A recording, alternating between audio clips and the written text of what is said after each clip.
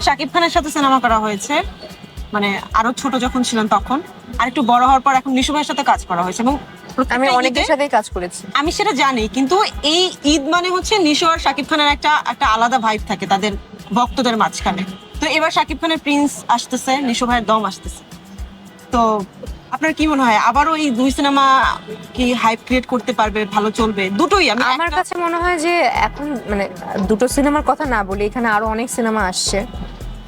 সব সিনেমাই যাতে মানে খুব সুন্দরভাবে চলে, কারণ আমাদের বাংলা সিনেমা এখন আসলে খুব ভালো হচ্ছে। তো দুইটা সিনেমা কম্পেয়ার করে আসলে দুই ভক্তদের মধ্যে ঝামেলা না বাঁধাই। দুই ভক্তরা, শাকিব ভাইয়ের ভক্তরা নিশো ভাইয়ের সিনেমা দেখুক, নিশো ভাইয়ের ভক্তরা শাকিব ভাইয়ের সিনেমা দেখুক, এবং সিয়ামের মনে হয় সিনেমা আসছে, তারপর আরো যারা যারা আছে তাদের সবার সিনেমাই দেখুক। একজনের ভক্ত আরেকজনের সিনেমা এরকম ভাবে আসলে দেখুক, এরকম করলেই তো সিনেমা এগিয়ে যাবে। That's it. আপনি প্রিন্স দেখতে যাবেন?